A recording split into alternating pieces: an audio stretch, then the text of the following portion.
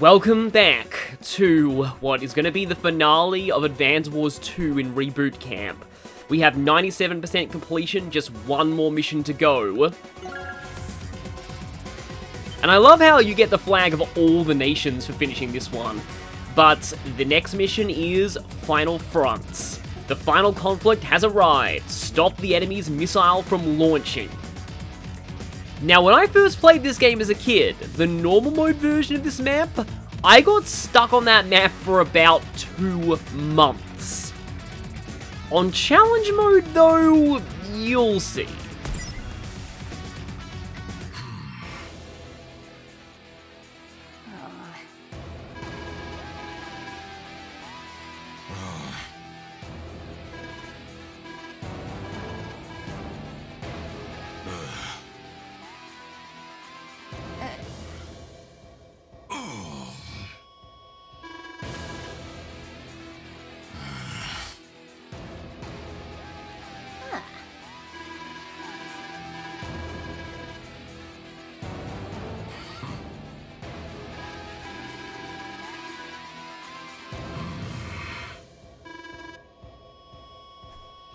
And you go straight to the character select screen.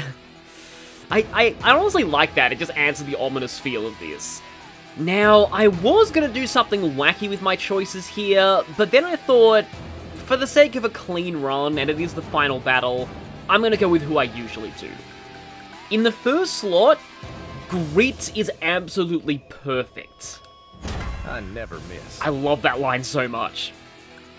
For the left-hand CO, I'm actually going to go with Drake again, for similar reasons than I did last time. Not bad. As for the final slots, I'm going to go with the cliche choice, but Max or Eagle's power, somebody with good bombers that can one-shot pipes and structures, very, very useful here. Let's roll. Time for the tanks to roll out one last time.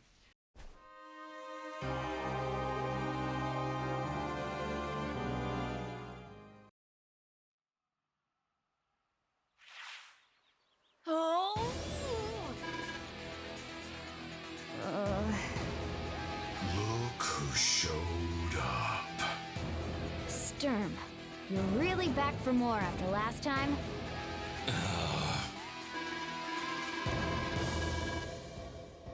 Yeah, this is a line that went over my head as a kid because I hadn't played Advance Wars 1 and realized that he captured her in the first game.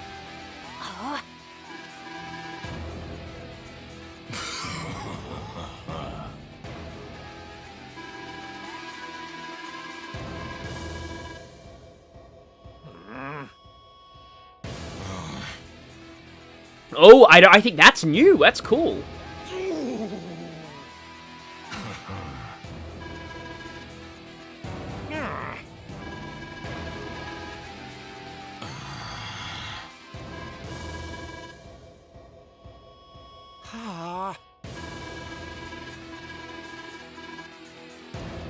Oh my gosh!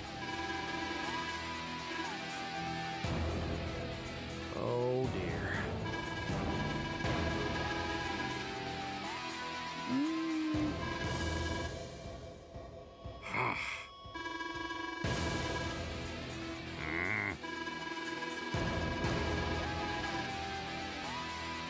All right.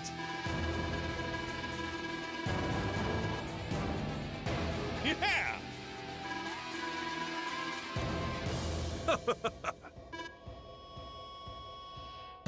Foolish worms. I've seen this strategy before, and the strategy you're thinking of replacing it with, and the replacement for that. I am warfare incarnate. The best you can do is choose a maneuver that might briefly postpone your defeat. So this map is completely different to how it is in normal mode. There's still 2 black cannons pointing into Sturm's, near Sturm's base where the Death Ray is, and this is the Death Ray, our target. The pride and joy of Black Hole, it spends all week charging and fires a mighty laser every 7th day. This time there's a mini cannon in front of the Death Ray though. So it's going to take a little bit of effort to destroy it with a direct attack, but this is the range of the laser. It's kind of bound by these pipes here. Now, on normal mode, these two cannons are pointing downward, making them a huge threat to the central army advancing, but not really covering the death ray itself. On challenge mode, they are pointing upward, which is both a blessing and a curse for Sturm. It means the death ray is a little more protected, but it also means that the middle CO is allowed to build up their forces kind of undisputed. And the reason I've chosen Grit is that he only needs artillery here and here to take out these cannons. Now, he needs to do this to clear the way for the other COs. But, okay then. Yeah, I think we're gonna send this APC over here, even though, this guy could reach that in 2 turns anyway. But it is important that Grit builds a transport copter and an infantry on the first day, because there is a base of Sturms all the way down here. He usually only builds 1 infantry out of it, and sometimes I can actually end up taking this with Grit, and that shuts off one of his sources of units. So the thing with Sturm on this map, and why some people think the final battle is arguably easier on hard mode or challenge mode than is on normal, is that on normal, Sturm has a massive amount of properties near the death ray with a lot of airports and bases. He can very easily build many expensive units right where you need to get to. On challenge, Sturm's properties are scattered around the map, and that kind of forces him to divert a lot of his funds, and it means that his attacks are spread out and individually weak. If you crush his individual bases one by one, Sturm won't really be able to do a whole lot. So that's Grit's turn. Now, what Drake's role in this map is not to build naval units. Sturm has a very small naval armada here, but it's the battleships that I'm mostly concerned with, but I'm going to deal with those with artillery.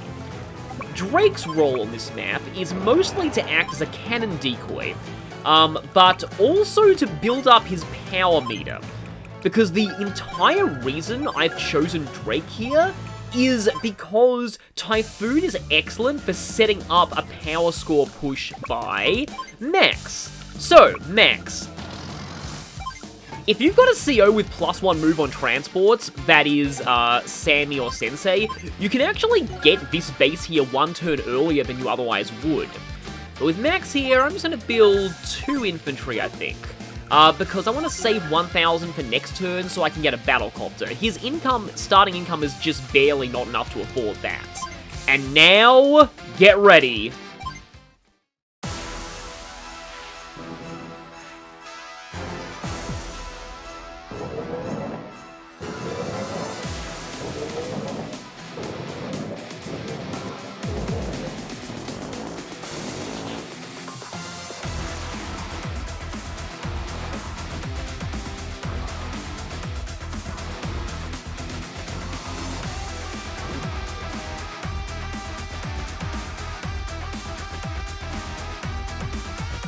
Yes, they gave Sturm a different version of his theme just for Advance Wars 2's final battle, and that's amazing. I love this. It really adds to the kind of final boss feeling that this map has. So, gotta start capturing the airport with you, and yeah, you're gonna head out towards the other base. And then I do need to start getting artillery out. However, this cannon over here is actually a little harder to get the artillery to than the other, so I'd probably rather have artillery built out of this side first. Can't quite afford another though, so I'll just get an infantry. And you're just going to go over here in preparation for the infantry finishing that capture. Because there are some silos here, and these silos, I am gonna need to secure them quite quickly. Because I need them to keep the pressure off of Grit in the middle until he destroys the cannons. If all of those medium and neo tanks crash into Grit with full HP, it's gonna hurt. So I'm gonna send that infantry towards these cities. Taking them will sap Sturm of his income, and they're pretty much totally undefended. But now, yeah, you're in range of that silo, that's good, and now I'm going to start building artillery. The main role of these artillery is to, basically zone out the battleships from around Drake's shoreline. Unfortunately, can't quite get that yet, but if I move this infantry here, and this APC 3 space in front, that infantry will be able to start capturing these next turn. And now, this infantry right here in this copter. The job of this infantry is hopefully going to go down all the way here and get this airport. Once Max has this airport, that is going to really help him, because he'll be able to build bombers extremely close to where the pipe seams he needs to break are. So okay, one battlecopter. And let's see what Sturm's doing. While Sturm's going through his turn, I can mention that, yes, we're using the darkened water on this map here.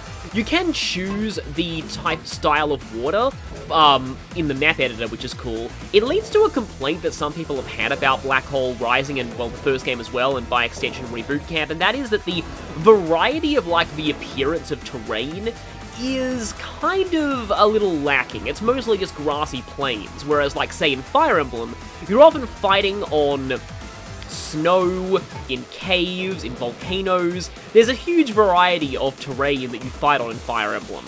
But they actually did address this issue in Jewel Strike, where there are new terrain types, like Wasteland, with its orange Kool-Aid looking water, and snow that doesn't feature the usual snow like weather, but just the map looks snowy, as well as deserts. And Days of Ruin continued this. So I do think it's cool that there was a little bit more terrain variety in those games.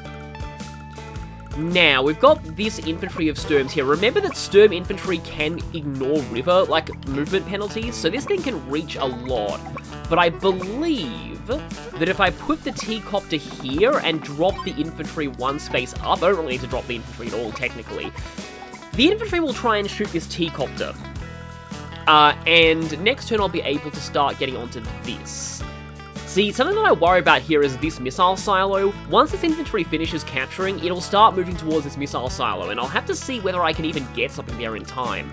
Remember as well that you've got a missile silo there with this centralized CO, but I think this turn I'm going to get double artillery all the way. I'll be able to start building artillery out of there next turn, which is going to really help.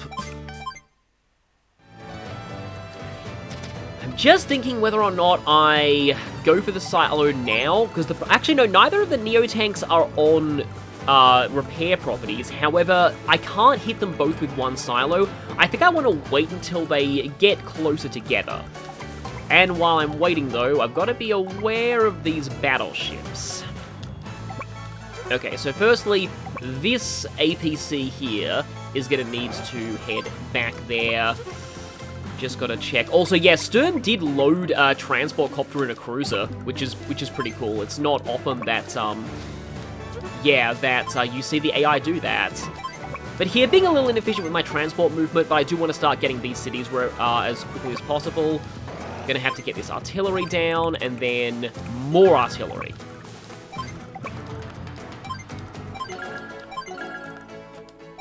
And after I've dealt with the battleships, Drake is just going to be a cannon lure, Drake's just going to be a meteor lure for the rest of this map. And yep, speaking of getting these cities, all I need to do is drop you here and you can get them. So he's built a recon and a rocket here. He usually goes for a missile near Max next.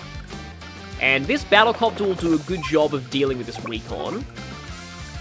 And here, the infantry is going to be distracted with that city. So Max's copter is going to go down here, not unload the infantry, obviously, because then I get hit by the rockets. And you're going to... You know what? I think I'm going to take another transport copter. Transport copters definitely help here a little. And I'll just get 2 infantry. I won't be able to build... I won't have that base with Max until next turn, so it'll be 2 more turns before we can start building tanks, but those will be useful. And, oh, frick, it's easy to lose track of the range of those.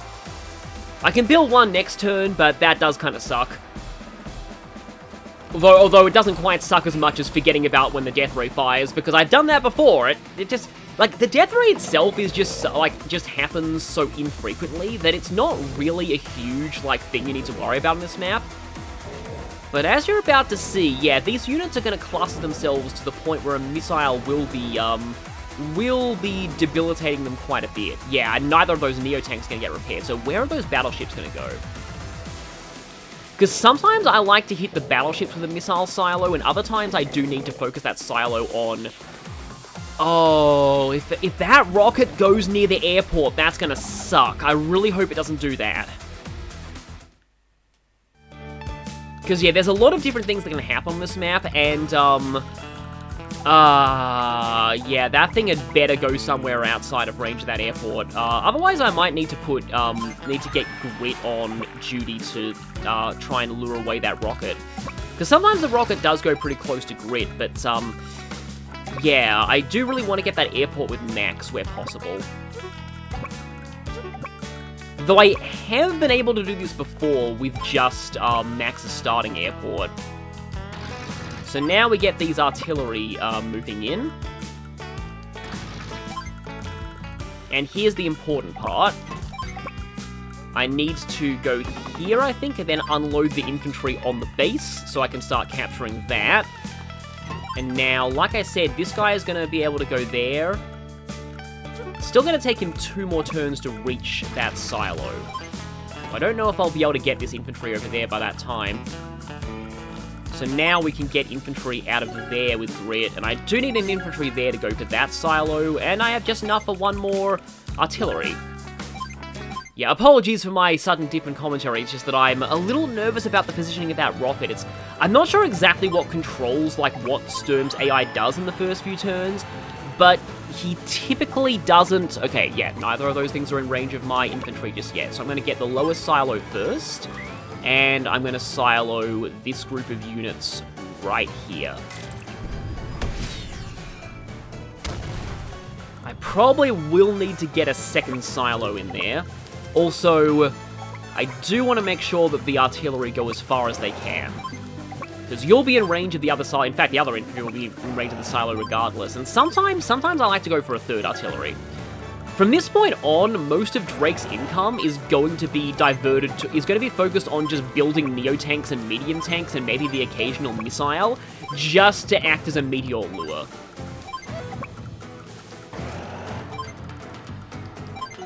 But having a lot of infantry helps too. I've noticed the meteor does tend to target the densest clusters of units.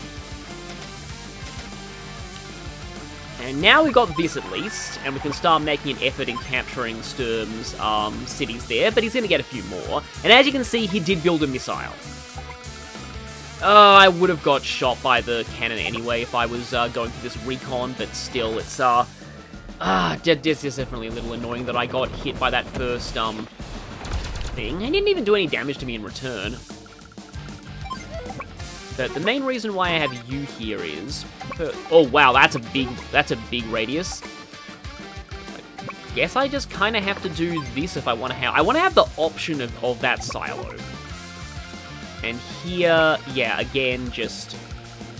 see what happens if I head as far down as I can.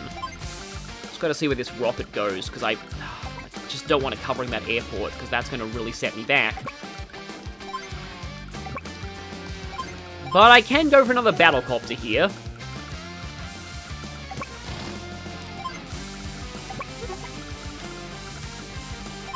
Also, you might have realized that I haven't mentioned the time limit yet. Generally speaking, if you take 30 days to complete this, well, I'll have failed to get an S rank anyway. But also, chances are Sturm's already completely wiped you out if you take that long. Don't like the fact that this recon could threaten my captures on those cities of Sturm's. But yeah, this infantry, for some reason, likes to go for this transport copter instead of the thing that's going to capture its base. But the real moment of truth is next turn, whether it kills the copter instead of targeting my infantry. Because if it kills the copter, then Grit has that base, and then I don't need to worry, because I can just keep flooding infantry out of that base, and Sturm won't be able to really stop me in that area.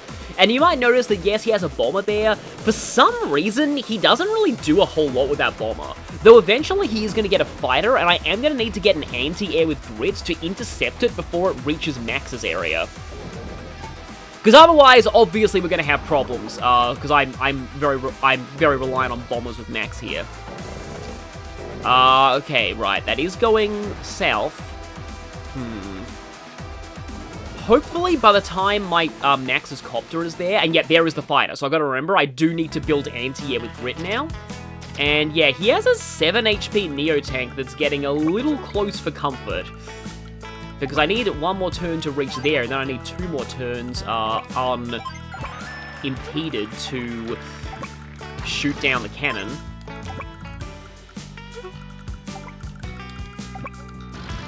But I do have, yeah, I've got another infantry there. So you can start capturing, you'll start heading towards the silo, which I may need soon. And yeah, here, I don't like to use Grit's money on anti-air, but I really need to intercept that fighter before it's, to potentially intercept that fighter before it reaches max. Now, as for that, rocket. Okay, yeah, you're in range of this silo now, and you're not going to reach it this turn. So, I've got the silo basically locked down. I think just more infantry with Grit for now. It's not, like, completely imperative that I get that airport, like, really, really soon. But okay. Right, so now this battleship, I mean, the other one is going to be able to hit it down there. But my main goal with this is... I'm just thinking, do I... Okay, right. I think I'm going to silo the battleships this turn. And then... I'm going to use Max's silo to then hit... I probably do need to hit that Neo tank, because it's in kind of a bad spot. Although if it does get close, I may be able to shoot it with my other, like, artillery. Because really, like, as long as I have something here, I'll destroy the cannon eventually. So yeah, the thing is... Oh, okay, a Xenoblade 3 update. I didn't realize there would be a Xenoblade 3 update recently, but okay then. I've got 2 of those there. You're gonna head back to pick up some more troops, I guess, but that's mostly so I can just do this and then I can build a tank. Yeah, the river made Sturm effectively lose that engagement despite his abilities. See, I was originally going to use Jess for this side, but then I realized that if this CO's entire job is to just take a pounding from Sturm's troops, well, I may as well get a CO power out of that pounding that actually helps the others, whereas Jess's CO power only helps herself. It's sort of an interesting aspect to using Drake in, I may have to leave these infantry here just to kind of tempt Sturm's battleships into shooting them. But in using Drake in team games, because this, like, his map damage effectively, like, really helps in securing power scores with the other characters. And then if you're playing Dual Strike, you can do a combo that, that is known as Drolaf, where you team up Olaf and Drake and get both their superpowers in the same turn and deal 4 HP damage to everything. But, okay. If worse comes to worse, I may actually need to silo the rocket. I've got another silo available with Max. So the question here is whether I trust in this copter to deal with that recon, and send the 5 HP copter down to deal with the missile, or whether I use this 5 HP copter to hit this recon a little bit.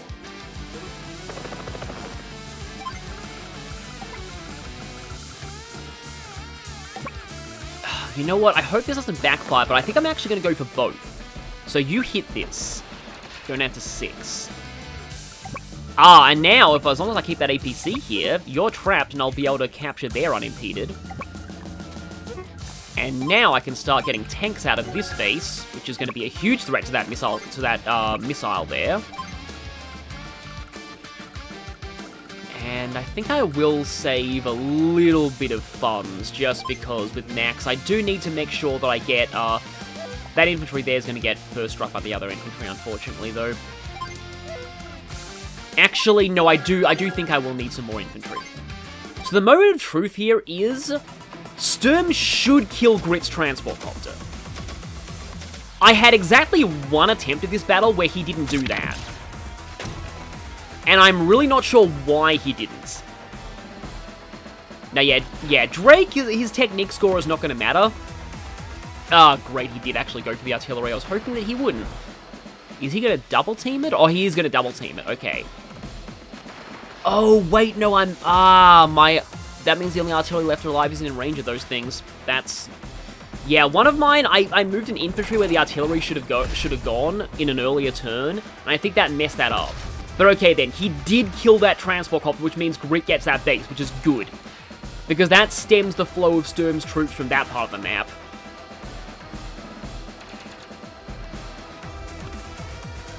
Oh! I forgot to move the transport copter! Again, there's a lot to keep track of in this map. And I may be letting my nerves get to me. I spent literally all yesterday practicing this map too.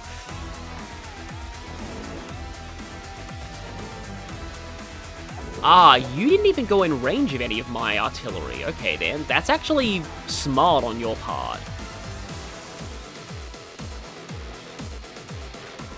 So let's see what ends up happening now. Yeah, got enough. Oh, the rocket moved! The rocket moved! Nice, okay. Maybe it was a good thing that I didn't move that, that transport copter.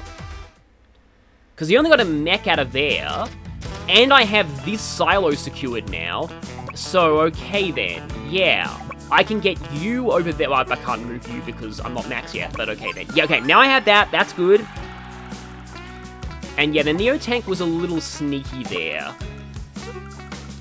I think in this case, I am still going to shoot the cannon. Because if he goes there and attacks that, like, if he attacks either of these, the other artillery will be able to damage him. Whereas if he goes over here, I can set up an artillery here, and I can set up another artillery below it to make sure that, yeah, no matter which side that Neo tank attacks, one full health artillery will still be able to shoot him. So, right, now the question is where this artillery goes. Because, yeah, you're going to go over here and do that. In fact, I should probably make sure this artillery goes somewhere that doesn't tempt, like, because if he goes and attacks the other one, I don't have another artillery in range, then that could be a problem. And here I like to grab that. I don't really need the port with Grit. And that puts me in range of that other silo. Speaking of silos, I've got to think who I hit with that silo, whether I go for this Neo tank or whether I go for... I'm tempted to actually hit the battleships again. Because these things won't be a threat to Grit for a little while longer. All he has up here is a missile, which Max's tank can't quite reach, but still. And Max has a free silo. I mean, I definitely want to use this silo, because otherwise he will.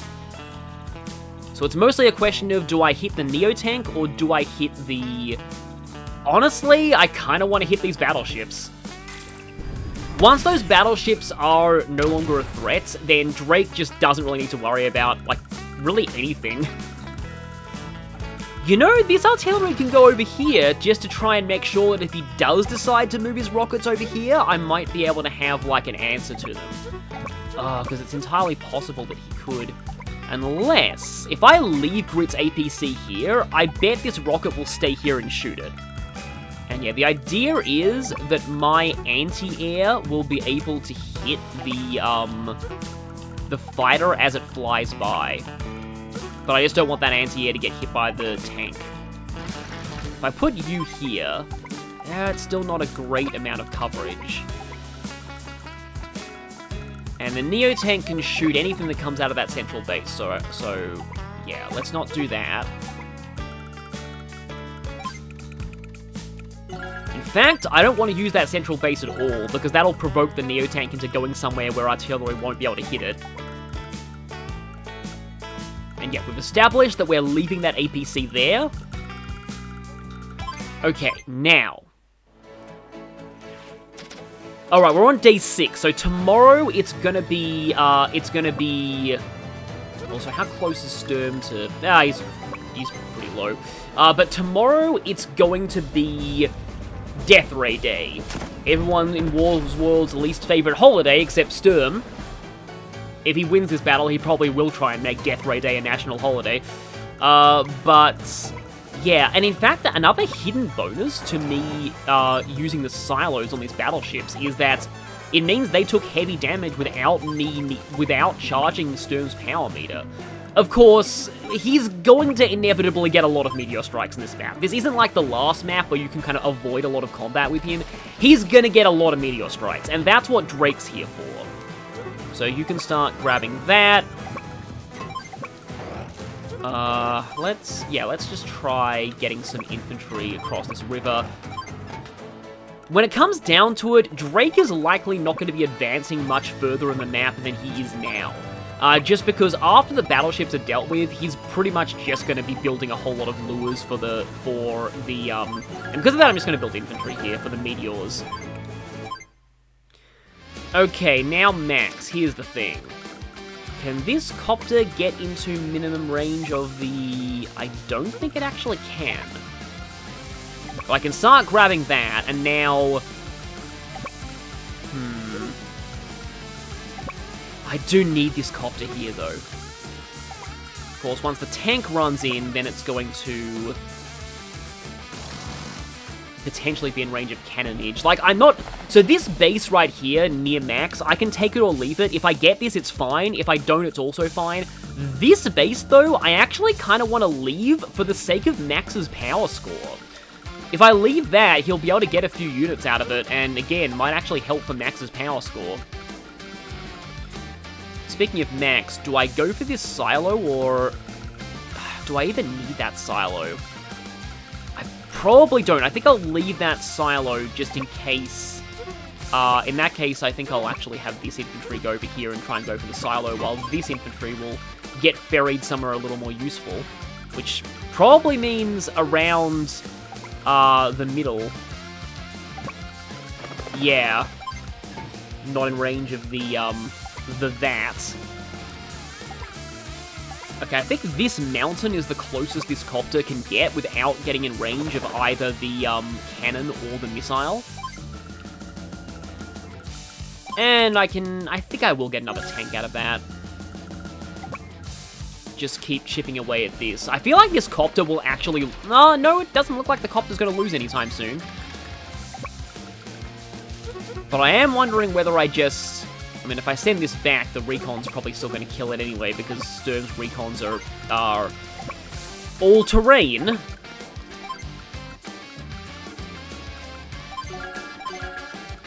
Okay, yep, of course. Don't forget to remove the copter this time. And yeah, if I go all the way up here and then unload, the base above is harder to get without using the copter as a decoy because of the mini cannon there, but it's possible. I might even be able to use one of Grit's units as a decoy. Speaking of using Grit's units as a decoy, now is the moment of truth. I really hope that rocket stays where it is and kills the APC. Because if it does, I'm probably good.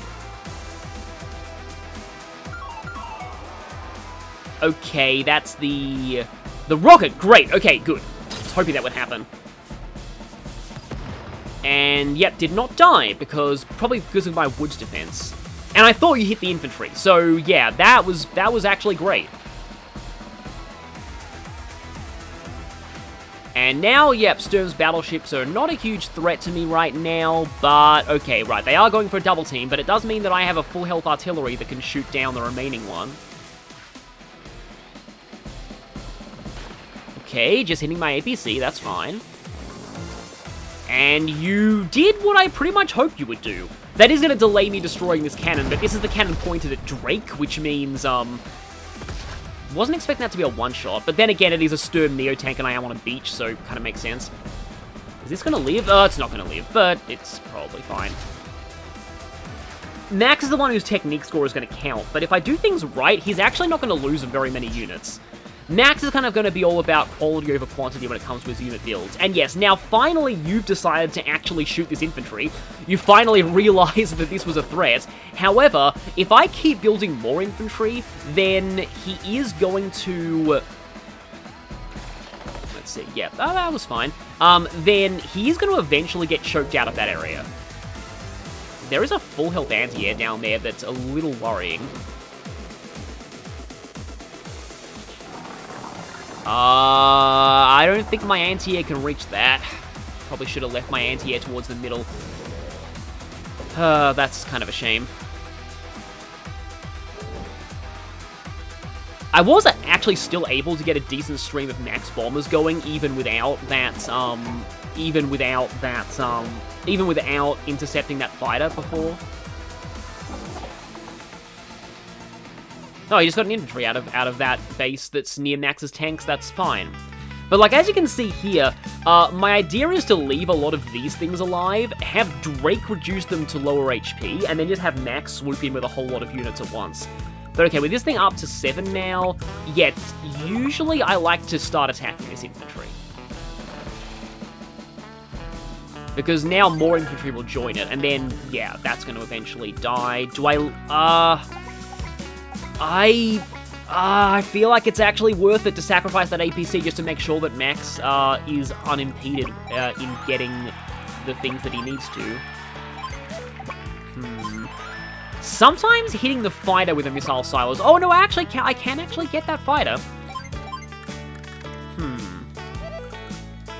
Yeah, sometimes hitting the fighter with a missile silo is not a bad idea. I am always wondering though, as much as I really want to deal with that Neo tank, this may be my last chance to get a good solid hit on that cannon. Speaking of which though, definitely need to make sure this cannon dies. Because he's going to mob me with a whole lot of these. I could, like, that's really tempting. But it's also tempting to blow up this cannon. Because even though it is kind of affecting Drake, it also kind of affects Max as well. Possibly later on. At the same time though, his other things might get distracted dealing with my anti-air. I'm not really sure what to do. I think I am actually going to go for this. Because once both of the cannons are down, it really doesn't matter what Grit does for the rest of this map. Even, like, he can even try to be a meteor decoy if he wants to. And I might need him to be one. Yeah, anti-air is still solid against fighters, even with Grit's firepower penalty, and, like, that's effectively a plus 40% defense fighter, but yeah, it does mean that he creeps ever closer to getting that meteor strike. Oh yeah, right, my plan with this artillery is to go, like, over here, just to make sure that, like, hey, if you try and put any of those things, like, in range of the airport, then I'm gonna shoot it. Okay, got 2 fresh artillery incoming, but he does have a lot of direct combat units. As much as I could, like, get a rocket, yeah, I think I'd rather just go for a bunch more artillery. Well, I mean, I guess you can shoot the mini cannon. It's actually kind of helpful to get rid of these too. And yeah, I'm sorry, APC, but I'm going to leave you there.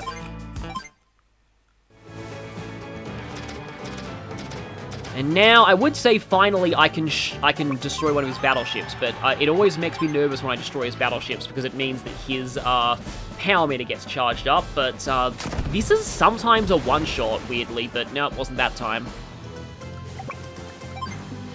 I'm not in range of the 3rd battleship, though, and this artillery will then die. But I can, speaking of the artillery dying, this one will. Not too concerned about base blocking myself, because it just means I'll be able to build something really massive next turn. And just go in here, why not? Not a lot of damage, but weirdly he just likes to build a whole ton of artillery down here for not really much of a reason.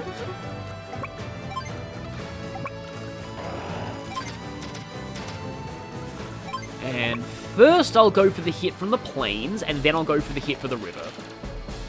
Because that gets the, yeah, like, that means that when he's at his highest in terms of firepower, I have better defense. So yeah, that's probably a better option. No, I'll join the lower HP one in. See if I can creep you across the river, though it's not that likely. My APCs will also probably be a meteor lure eventually. And just more infantry, because next turn I probably will build a Neo tank from there. And now I can get that. Okay, that shuts down Sturm's income stream up here. He still has, though, 28 properties, so still quite a lot, but yeah, because he concentrates, he can only build 3 things near the death ray, it isn't too hard to, like, completely shut him down from the death ray. But also, speaking of shut down, let's start getting that airport. And now, well, firstly, you can take this out. He doesn't really focus too much of his efforts on this base usually, so if I can go... Oh, wow, tanks do a lot more damage to missiles than I thought. But then again, they are missiles. Why should I have expected anything from them? Just gotta remember that that is gonna charge his meter a lot. Missiles are worth 12,000. Oh, yeah. Sadly, I probably do need to do... Is that gonna get you... Oh, wow, okay. Barely out of cannon range. Excellent, excellent. And I won't need to deal with that cannon for much longer, but this does mean the cannon is going to end up shooting this tank if I do this. But I feel like it's somewhat... Actually, no, I can go here, and that's also out of cannon range, because this cannon is positioned a little worse than I thought it was. I mean, it covers this entire road, and I need this road, because the idea is that the bombers will break that, and then just go up here. And if I can get this, I'll have a combination of bombers and neo-tanks coming in. Again, got a silo there. Yeah, I think I need to ferry some of these guys in. I think I'd rather go there, just to get them up towards this base a little faster.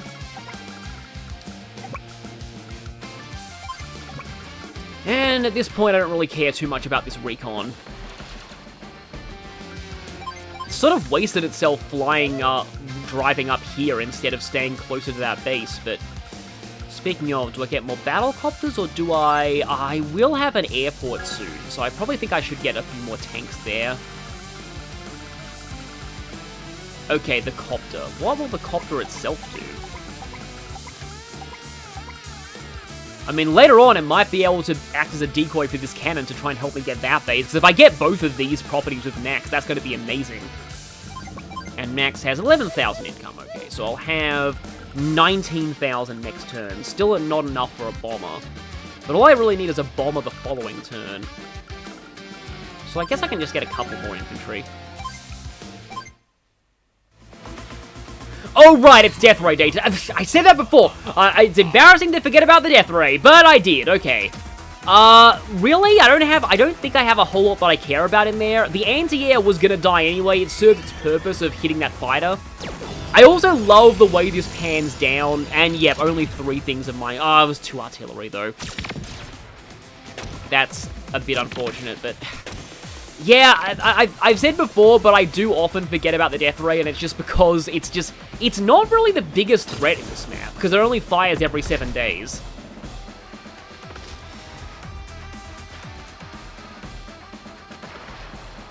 Of course, when doing commentary at the same time, it can be easy to forget stuff. But I don't think that's going to really set Grit back. In fact, if anything, it might actually help Grit, because it means that he might waste his units picking off the low HP things, instead of focusing on the artillery that are a threat to the cannons. So, yeah, honestly, I actually think the Death Ray helped there. I mean, I feel bad for all those units, but, that's full health, isn't it? No, it's only 4. Okay, this might die. It did, but I have a full health infantry down there. Okay, it's starting to get some recon. Okay, there's the full health anti-air. And he will... I feel like he might have Meteor Strike next turn. And he has a copter there. Copters can be annoying for Grit, but... Sometimes I build missiles with... Okay, that bomber actually is provoked. I'm not really sure what happens to provoke that bomber, but sometimes that bomber just stays around that island doing almost nothing, and other times the bomber moves towards Grit. In fact, like, eventually Grit has so much income that I think sometimes he can even try and build fighters.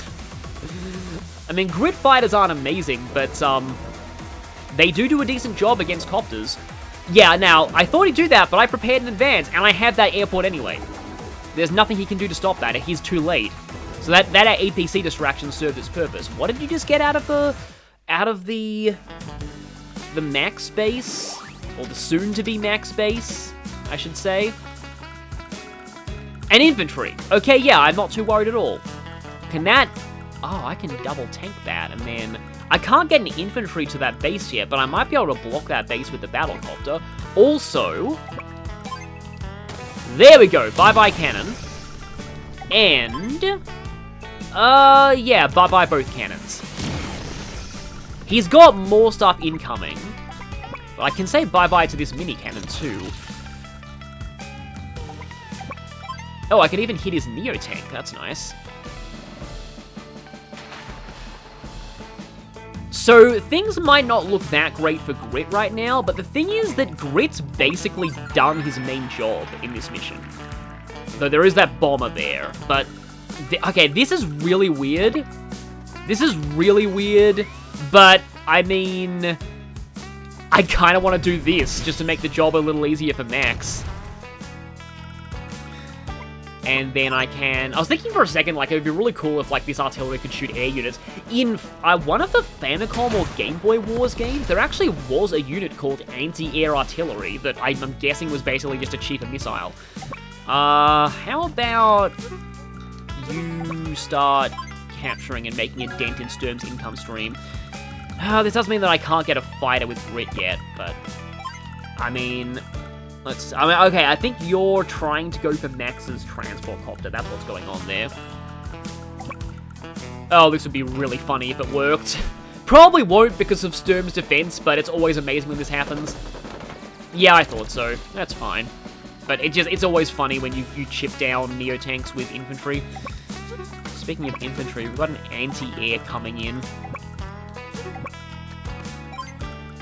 But if I can start getting my own artillery up here, like I said, it doesn't really matter too much what Grit does right now. He basically just has to hold off these troops and stop them from reaching Max. I'm not really sure what an extra artillery there is going to accomplish, but I can try.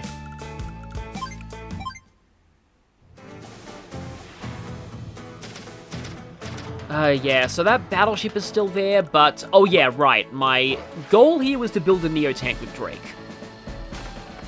Yeah, if I built a fighter with Grit, maybe it would have tempted the missile into hitting him, but okay, Neo tank. So how close are you to Meteor? Oh, he's got Meteor Strike, okay, so... now it's time for everything here to just bunch themselves up, and I'm pretty sure that Drake is going to get hit by this Meteor. I can also put these APCs in the mix, just to try and guarantee it even more. As long as you stop those transport copters from taking any foot soldiers to Drake's HQ, you're generally fine here at this point. If you go down there, neither artillery can hit you. So, yep, it is now Drake's job to be the Meteor decoy, and I probably should save that for a power score. 45, and then another 45, and you do... yeah, but they're basically about equal to tanks in terms of, like battlecopter offense. Now, after I do this, the second tank might actually be able to finish off the infantry. I don't know, it's up to like a full 6. Yeah, because that's now 55. Because, yeah, as I established much earlier, damage units have less defense from terrain. Okay, that was a full kill. Great. So now, I should be able to lock this base down, and the cannon is gone, so the copter's not even going to get shot if I lock this base down. And I can just finish you off with this copter and leave my tanks safe for later. Okay, battlecopter and 2 tanks. Just gotta think, though, because... there's a Neo tank, 2 APCs, and a tank there. I'm sure the Meteor's gonna hit that.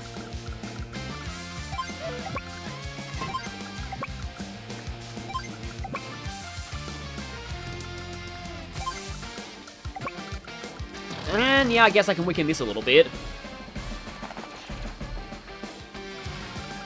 And this is gonna be a rare case where I don't want to unload the infantry. Actually, I'll be able to start capturing. I just don't want this thing to damage the infantry before it gets a chance to...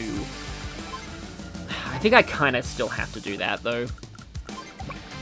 So, 12,000 income. I need to have at least 10,000 left over if I want to build a bomber from here next turn, which might not be a great idea because there's a fighter down there. I wonder if I could just put this T-copter, like, here and try and lure the fighter, or like better, like around here and try and lure this fighter away. In fact, if I put it here, I don't think anything can hit it. Not even the fighter. So, okay, it's meteor time, and that means, hopefully this is a bad day for Drake. I'm very sorry, Drake, but it has to be done. What happened back in Cosmoland will never happen again. Face your demise!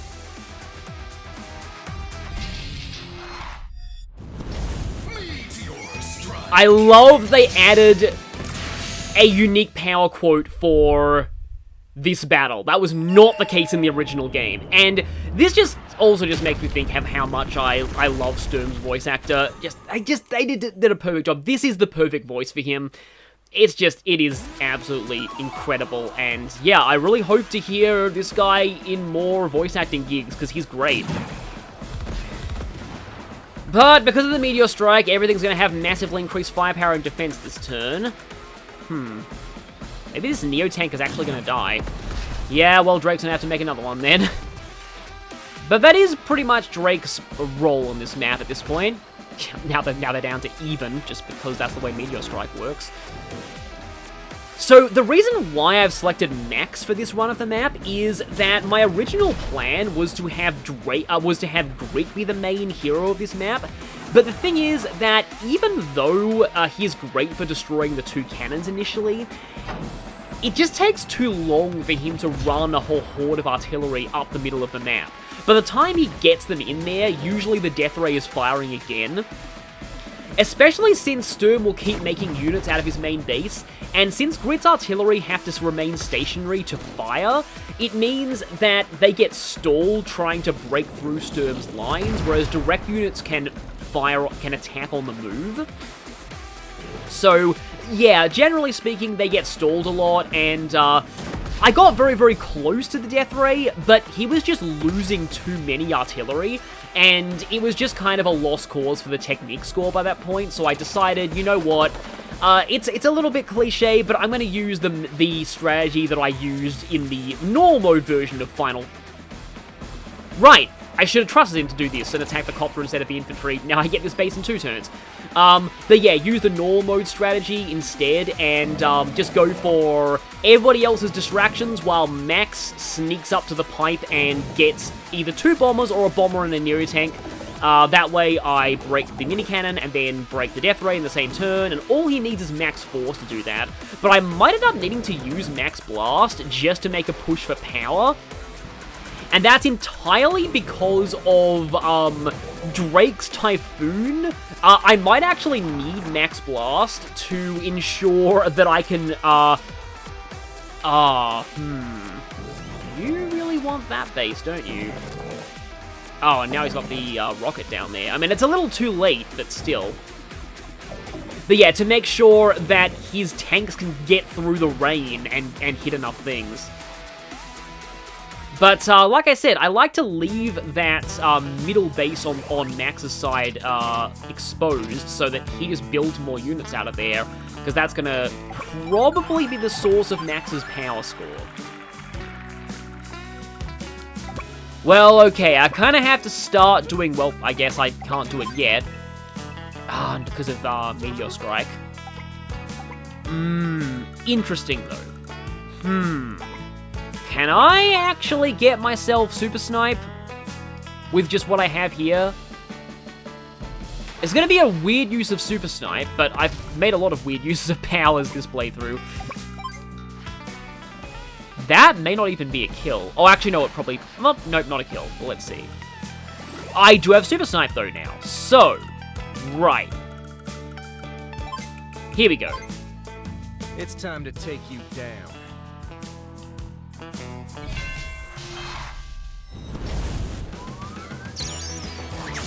Super Snap. That actually gets my artillery to range of that rocket, I believe, and the power boost is going to make it a bit easier for me to break through Sturm's meteor defense. Not as much damage as I would have hoped, but it still hits it. Like, my idea here is that I actually weaken this rocket but don't kill it, because then, again, Max can actually go for power later. Okay. Think you need to do a little bit more chip damage to this. But I'm almost wondering if... I mean, he also has the mech, so... There's kind of two things that are a threat to this. No, I think I will go for this artillery. And it's outright dead, which is not great for Max, but still. So I have that now. You're not a full HP, so I think I'd rather damage you and instead get a full health infantry to try and capture that one. Now, I don't want Grit to be too far back because, again, he needs to stop units from getting to Max's side of the map. And on that note, yep, Grit's building a fighter. Okay, I don't even know if this is going to work too well, but I think one more infantry may be able to do it.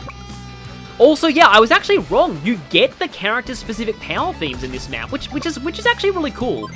Because it just, yeah, you get to hear them one last time for this final battle. I like that. I do wish there was a way to toggle that on or off for the, for War Room. Or Versus Mode. I mean, I guess I can try and... Well, that's actually kind of solid damage. But I only have, like, really, really weak. Oh, but you're not even blocking the base, so... Yeah. That's down. And the rest of these infantry are just going to run back and maybe join, but I will need some more infantry. And thus, Drake saves the rest of his funds for expensive Neotanks to get smacked by meteors. Here's the thing, though. I almost wonder whether I actually should meteor that. Not meteor. I wish, but, Okay. Interesting, right. I'm gonna do this. That's gonna weaken the fighter even more, and it's gonna make it so that capturing that's harder. He'll still probably kill that infantry, but now I can get a bomber out of there. Just gotta remember that Sturm might send anti-air down the center. That's what Grit's artillery are for, to keep those away from the bombers. It is really cool that we're getting to, like, see the COs actually support each other here. Like, technically speaking, like, they work together to achieve the mission objectives in some of the other maps, but this is kind of the first time that I've really been, feeling like the COs are actively sending troops to support each other. Like, here, Grit's gonna send, fighters to protect Max's bomber. And, okay, there's no, like, missile down there or anything. There's a fighter, but it's ridiculously weakened. So let's grab that, and let's... Oh, wait, no. Well, let's not get a tank first struck by Sturm's mechs. That would not end well.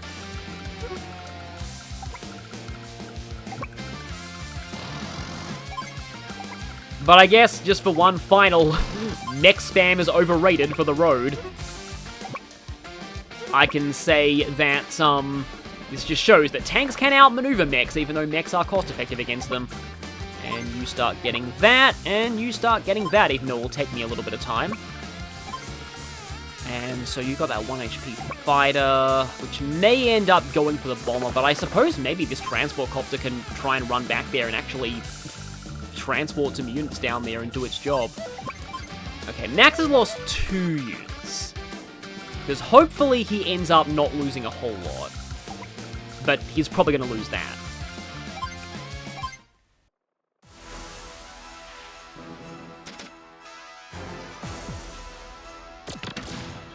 And this is why I still like to kill these mini cannons sometimes.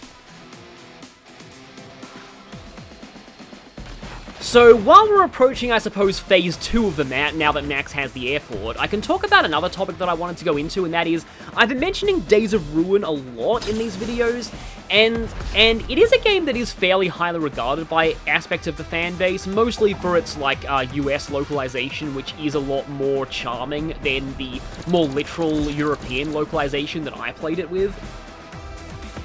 But in general, I'm not as big of a fan of Days of Ruin as I am of, as many other people in the fan base are, and I think in part it's because of a few things. Well, firstly, the overall map design, I feel, is not great. In fact, oh wow, you're actually trying to be blocker fighter, and you're kind of succeeding. Don't even know if Grit's fighter can reach that. Oh no, I think it can.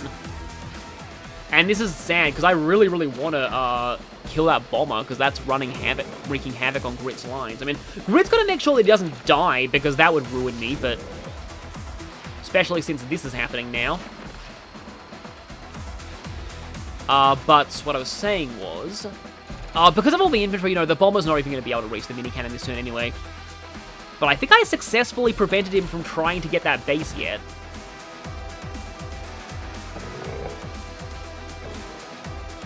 But yeah, the map design in both the campaign and in, like, the versus maps in Days of Ruin are particularly ridiculous because, there are some pre-deploy versus maps in Days of Ruin that are literally unwinnable for one player if the other player makes a specific sequence of moves, and I think that's the mark of a very badly designed map. But also, just in the campaign, the way that scoring works too, I think is a little weird. In theory, I like the way they handle power and technique compared to the original games. Oh wow, he got a Neo tank near Drake. And it's going to take the pressure off some of the other COs, but still. And this... oh yeah, this bomber is really stuck now. I don't want to waste... oh, actually, no. Turns out that Grit has to attack this bomber anyway. But you know what? Grit could even get, like, a second fighter. And I guess we're seeing Blue Moon fighters for a very, a rare time. Oh, there's an anti-air there, so you've got to smash this thing in the face. Otherwise, Grit spent a lot of money on a fighter for almost nothing. And, yeah, Grit's just gonna keep building these fighters to cover Max's advance. It's kind of cool that we're getting to see Grit and Max set aside their old rivalry and actually work together. But, yeah, what I was saying was I also do not want to kill that rocket yet. Sort of rather put you a little bit further. Actually, I can probably put you, like... no, I don't want you to get hit by the mechs, potentially. Just a little bit further up, just so I can threaten those units that are trying to... sometimes even let Grit get this base. But, yes, as I was saying... I think, though, the other issue that I really have with Days of Ruin is the way that they handle the CO mechanic in the campaign mode. And that is that, there are story reasons why this is the case, but you do not get to use CO powers or actual CO abilities until a little over halfway into the story. So every other mission you do up until that point, the only thing your CO affects is the music that plays. Essentially, you are playing as powerless Andy for over half of the campaign mode.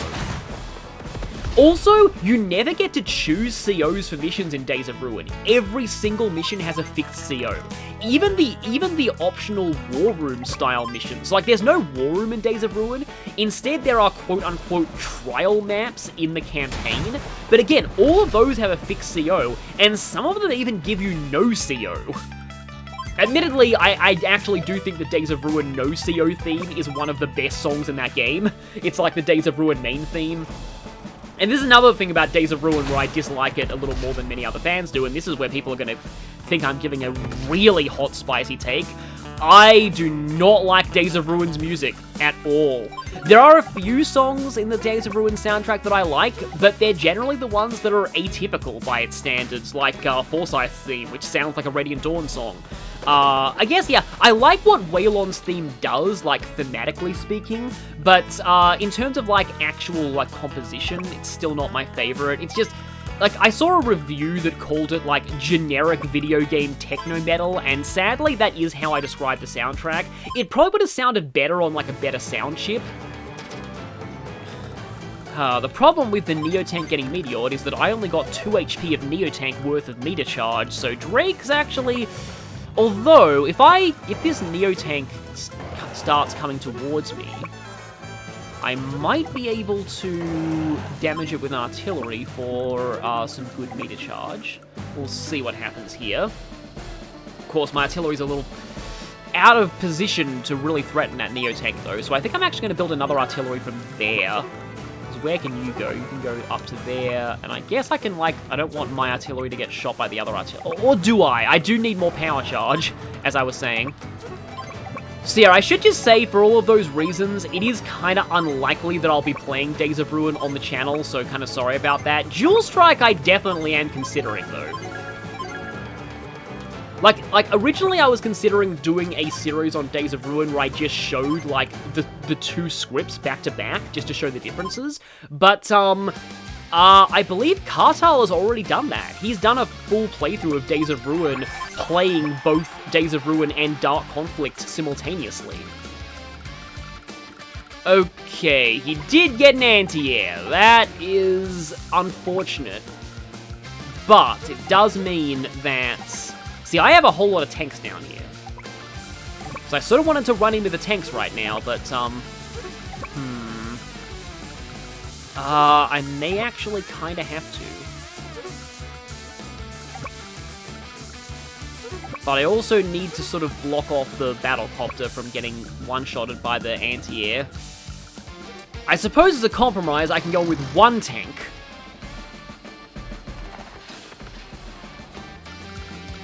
And use the other tank to block for the battlecopter. See, the idea is I destroy that before the bomber gets in there, and then the bomber can start destroying the pipes.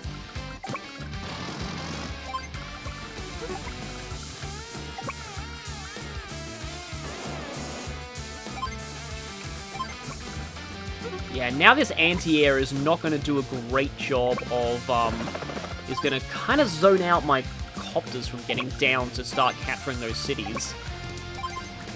So now I'm deciding, do I save up for another bomber, or do I go for a fight for a copter now, just to potentially kill some more things around here? I'm actually going to go for a copter. This puts me up to 19,000 next turn if I don't spend any more, which still means I can't afford a bomber. Okay, let's see what Sturm does. Also, keep an eye on the day. Okay, day 10. On day 14, we have Death Ray Take 2. And you get cannoned. But this is kind of what I was hoping, because this is going to mean that Drake gets access to his power more easily. And that was... Oh, just the rocket, okay. Well, at least it took an HP off still. And he's trying to get that base. Yeah, the idea is that anything that approaches Grit's base gets met with my own personal storm of death. And now fear should be all Sturm has left. Well, once I get my bombers in.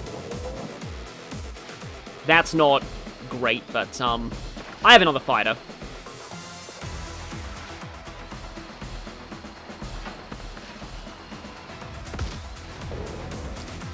Okay. Okay, I'm glad that survived, which unfortunately does mean it still dies, but it does make him redirect one of his units. Just trying to think whether I can... Because I wonder, if I use Drake's power, I don't think that's gonna... Like, that's actually gonna screw over Max from reaching enough things with his tanks to get a good power score, so... I was originally saving that to help Max, but I might not even... I might actually not want to use it. I'm just trying to think whether I can actually go for a max power push now. Because I need something to try and destroy that mini cannon, though.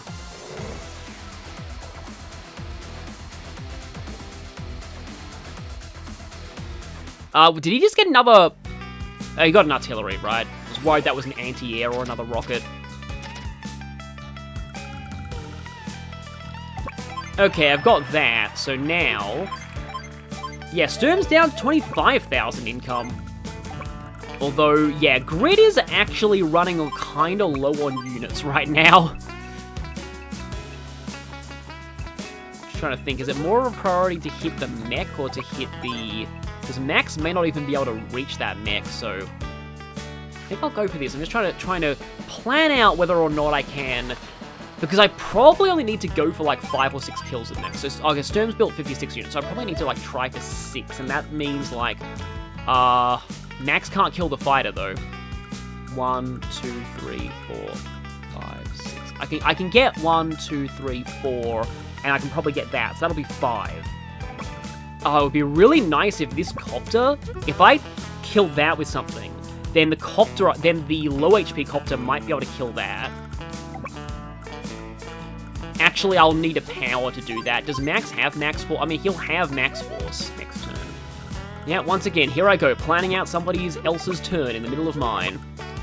And in that case, I did say that I would use Grit's fighters to support Max. Fighters are also a little harder for Sturm to kill, so they may keep Grit in the fight. Do need to make sure that his HQ doesn't get captured, though. Yeah, I probably should try and kill this rather than the bomber. Just gotta be careful of giving Sturm Meteor Strike. Like, most of the units that Max destroys this turn are going to be very weak units. And yeah, if I get rid of this, there's less that can threaten the fighters now. And that's going to weaken this mech a bit. So I don't know if Drake can actually assemble a Meteor lure fast enough. No, yeah, you guys just need to stay away from Grit's other artillery. And as long as I get rid of this, Grit can't lose from his HQ being captured, because, yeah, Grit can't get routed as long as he still has units down here, and he kind of always will. As tempting as it is to spam fighters with Grit, I think I am just going to go for more artillery now. I need a bigger unit count with him. And yeah, oh, he can afford a Neo Tank, just barely. So if he does end up getting Meteor Strike, it should still be going here. Unless Grit has two of his fighters too close together.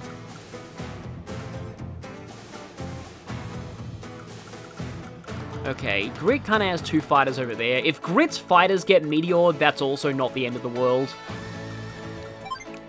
Okay, so now was the moment of truth. And I don't quite have Max Force, but the first kill I make will probably give it to me. No, I think step 1 will be to do this. This is 1. Okay, still don't have Max Force, but all I need Max Force for is this copter to go down 1 and kill that. Okay, I am like a tiny pixel off of Max Force. I'm just thinking whether I use the bomber on that, but that's going to get the bomber shot by the cannon, as long as I don't kill the cannon this turn, which I can't. So I'm just trying to think. I don't think that'll give me enough power. I suppose there's no harm in doing this next. And if this gives me Max Force, so this will be number 2. Please, come on, Max Force. Okay, I have Max Force. Good. Because that means I can do this. You're gonna get hurt.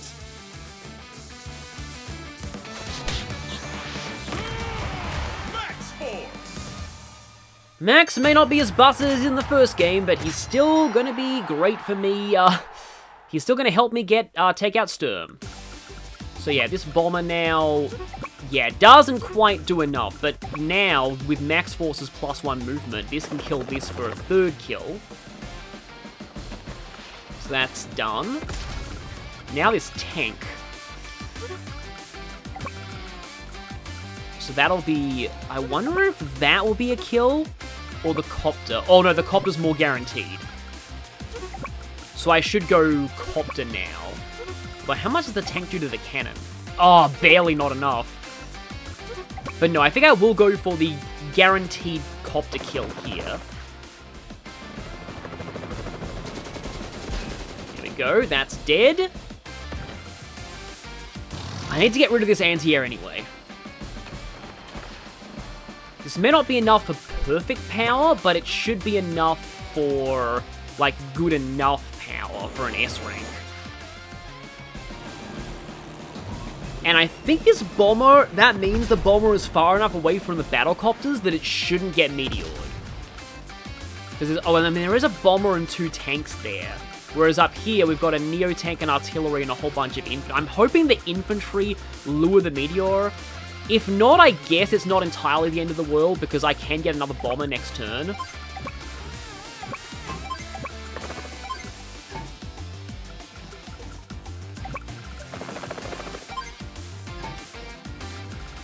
I don't think I'll get a battlecopter out of there, just in case the meteor just hits all 3 of the battlecopters in that case. I'll probably just get, like, another regular tank out of there. I think I'll just get 1 infantry, though, just in case. And let me just see. Oh, he doesn't even have Meteor Strike yet. Okay. That actually worries me, though, because that means that the Neo Tank might take damage before I get the chance to... before the Meteor goes off. Or he could end up getting Meteor Strike mid-turn from damaging the Neo Tank. That's also possible, and that may also be really bad. Okay, we'll see what happens.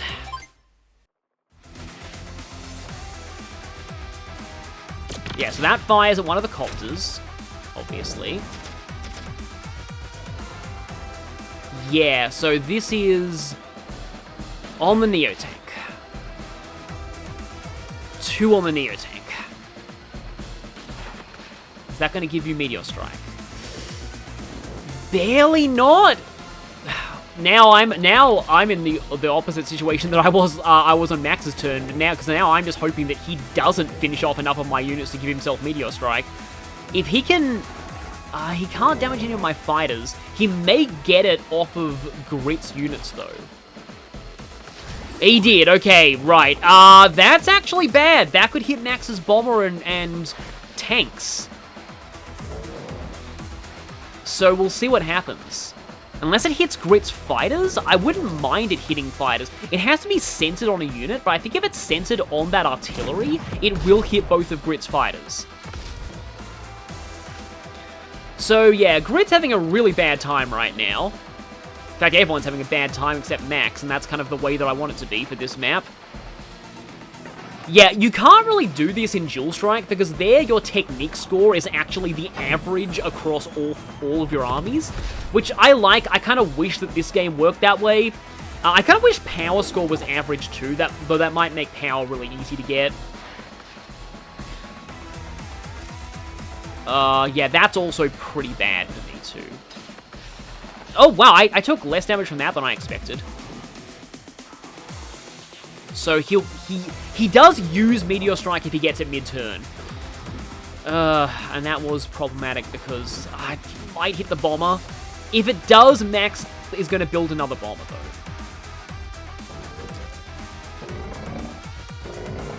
Okay, he's got missiles, but they're moving towards Grit. So as long as Grit keeps his fighters out of the way, not too worried about those missiles impeding Max. Yeah, here it comes. So, is it going to go for Drake's big lot of infantry? Is that going to tempt it? We'll see. Don't hit Max's bomber, please. Oh, it hit Grit. Okay. Did he hit some of his own units with that? No, okay. And only one of Grit's fighters got hit. Okay. And yeah, he just got 3 mechs out of his Death Ray base. Speaking of the Death Ray, also Grit already has Super Snipe again. That's just kind of goes to show how badly he's been taking a beating. But he did get another anti-air. So essentially, I can't get these cities with Max now. But I mean, I am liking this Grit fighter strategy. It's really silly, but I'm liking it. Do think I need to start shooting down these bombers, though. And even a 2 HP fighter can completely lock down my HQ as long as he has no anti-air to hit it.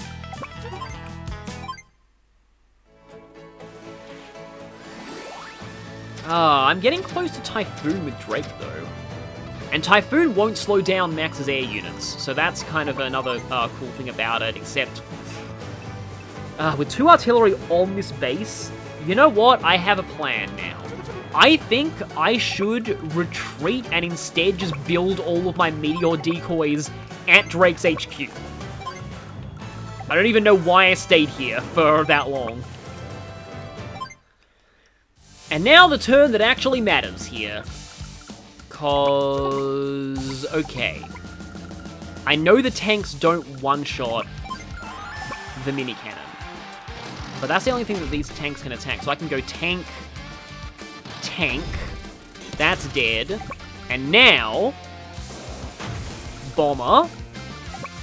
but something needs to guard that bomber's, yeah, guard at 6, literally, because that's 6 o'clock below. See, I can't afford to make sacrifice plays with Max because he's the one I want to get the technique score with. And on that note, I probably need to refuel this copter. Oh, right, and he can get another bomber. And don't think there's anything in there that can threaten potential other bomber, so he's going to get one. Once Max has 2 bombers, things are going to be pretty much smooth sailing. But while I said I can't really afford to make sacrifice plays with Max, I kind of need to get my copters on this next so that the tank stays alive.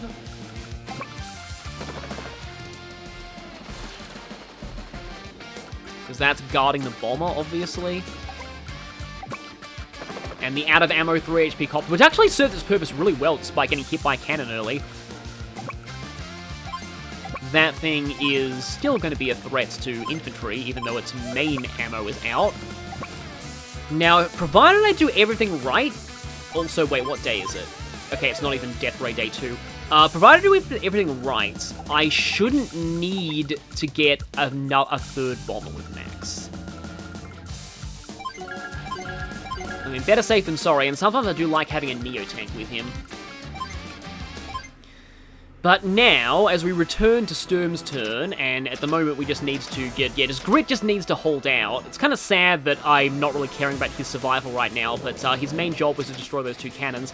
And yeah, I did have an attempt at this where Grit did basically get all the way to the death ray, but just he had to do like an artillery meat grinder, and I feel like that just wasn't conductive to getting a good technique score. Getting a good power score with Grit is pretty easy on this map. Speaking of good power, the question is whether or not Max's kills will be enough for good power. Okay, well, I was kind of hoping, like, I'm attached to that 3 HP copter. I don't really want it to be the one that dies. And you... Oh, wait, no, you went for that by design because I wanted to surround that with, infantry so that, that thing could maybe take a shot at the Neo tank next turn. Wow, only a 4 HP medium tank and it still takes Grit's infantry down to half health because of Sturm. So, interesting thing is, I never actually tried using Sturm in, like, War Room in the original game, because I did... My only time unlocking him was in the playthrough I did of the original for YouTube, where I got an S rank, because in the original game, you actually unlock Sturm by getting an S rank in every mission in the Advance Wars 2 campaign. It didn't have to be on hard, mercifully, so you could do that on normal, which wasn't really too bad, except S ranking Final Front on normal is probably harder than S ranking it on challenge. But yeah, I did do that. But I kind of lost the original file before I could buy Sturm, and I promised to show him off in War Room, but I might be able to do that in this version if there's interest. There is one person that I do really need to show off in War Room, and that'll be in a bonus episode after this one. Because there's one more CO we haven't got to see fight in any of the campaigns. And in this version, he's unlocked by getting 100% in the campaign of Advance Wars 2, which I really hope includes challenge mode. I really hope it's not just 100% of normal mode, because that would suck. I'd have to go back to my normal mode file and finish everything off camera. But speaking of Sturm, I can give a little bit of trivia on him. So there's actually a little bit of controversy around what Sturm's Japanese name is supposed to be, because it's I believe it's Herubozu, and a lot of, I guess, more, I say, edgier-minded people like to think it's supposed to be Hellbozu, or Hell's Priest, which admittedly is kind of a terrifying title. But I like to think, and I feel like this fits the tone of the series more, I like to think that it's German for Mr. Evil. And I know that's incredibly silly, and because of that, I'm glad that the localization changed it to Sturm, which keeps the German aspect, because I know as much of a cliche as it is to, you know, compare villains in media to, you know, those people, but I feel like Sturm and Black Hole are definitely meant to be a little bit of an analogy to, you know who I'm talking about. You know, that one particular army in a certain real-world war. And so they've kept that, but and Sturm being German for storm does sound really cool. So I really do like his English name. But personally, I do prefer the Mr. Evil interpretation because let's just say that there's a black hole CO in Dual Strike whose name is Heru Boruto in Japanese, and people are kind of debating whether that's supposed to be Hell Volt or Hair Volt or Hair Bolt, like Mr. Bolt. And I like to think that that's what it's meant to be. Is that fighter going to run out of fuel? It probably will end up running out of fuel. I wonder if I can save that fighter by ending this map before it crashes. Oh, well, I actually, no, I can't do that, because then I get shot down by missiles, and the whole point of that fighter was to keep the HQ secured. Of course, that missile is going to get close, eventually. Guess that's going to try and block off some things.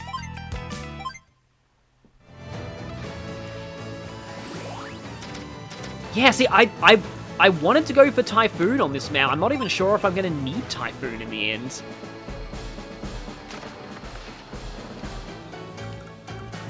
Because Drake is still a little bit more of a team player than Olaf is. Because Rain does slow down things, but only sort of tread and tire-based units on planes, rather than literally, like, slowing down everything up to and including air units, which is what Snow does. I think in Days of Ruin they just simplified Snow by just having it, like, reduce movement by a fixed amount on all units. Still better than how I feel they handled Snow in Dual Strike, where it just doubles fuel consumption, and I'm just like, what? That just doesn't... Why? Why would you do that?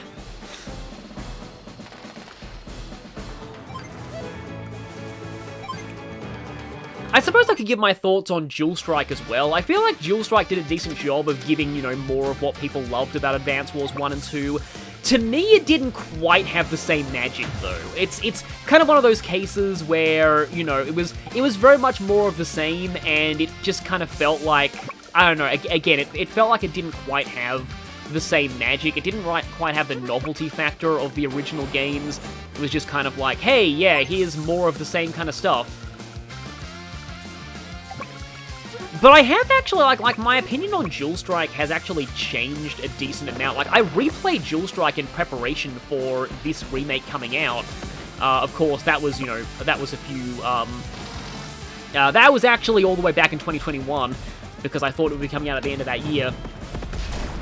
But, overall, I do actually think Dual Strike's map design is pretty solid as a whole. It has some fun new COs. I actually really like Jake, not just for his music. Like, to me, that is heavy metal Advance Wars music done right. Like, oh, I would love to hear a remastered version of Jake's theme. That would just be incredible. That would be so... Yeah, I'd love... Part of the reason why I'm a little hesitant to do a playthrough of Dual Strike on this channel is... It's a pipe dream, but it would be so cool if they actually did Dual Strike DLC for this game. I'm just trying to picture who would voice all the COs. The weird thing is, my perfect world voice actor for Rachel, who's Nell's younger sister, who was a new Orange Star CO they added, would be Erica Harlica, but she already voices Colin. You know, I guess if I drop the infantry here, they're out of range of the artillery, and they still reach the cities. And then Jake, I was thinking either Bryce Papenbrook, Max Middleman, or Ben Diskin. I think Ben Diskin would be pretty good as Jake too. It's funny, a lot of people find him really, really cringy because he in the English version at least, has like a whole lot of like kind of like, you know, 2000s cool dude speak, so he says like owned and like and like says get the plates because you just got served. But to me it's so dumb it wraps around to being oddly endearing, and I would love to see him with like full voice acting in a game like this. But yeah, really, it's really just the Dual Strike mechanic of Dual Strike that's a bit awkward. Just the fact that it's like, oh hey, I get to take 2 turns in a row, which usually means that it's often banned in multiplayer, because if you turn it on, it means that whoever gets their Dual Strike first just wins. Because getting to move twice in a row, including your infantry in Advance Wars, is just way too broken. But the campaign is kind of interesting because the AI can use it as well, and there's a CO who actually works quite effectively in stopping enemies from using their powers, and she makes very good team support in Dual Strike's campaign. So yeah, overall, Dual Strike is a game that I do really enjoy, and I might like to play on the channel someday. But that is assuming that Way Forward doesn't do Dual Strike DLC for this game, which wouldn't really take a whole lot, I feel. They could reuse most of the assets. Because Dual Strike also adds some really cool mechanics like comm towers. They're buildings that if you capture them, everything in your army gets 10% extra firepower. They don't provide any income, I believe. So there's a bit of an interesting trade-off, and like you can say, okay, so I could go for a comm tower and I'll get 1,000 less income next turn, but I'll get 10% firepower and everything. And of course, there's a bit of a scramble to get the comm towers before your enemy does. And there's also some cool new units, like, I had a feeling he'd build an anti-air. Okay, that's gonna affect things somewhat. Also, I haven't forgotten, it's Death Ray Day today. So everything needs to get out of the middle. But then again, I needed to get things out of the middle anyway, because of that missile. I mean, I suppose you can get repaired up, maybe. At the same time, though, I kind of want to kill off some of these. Although I've got to make sure that I don't give Sturm Meteor Strike, so maybe not killing these is better.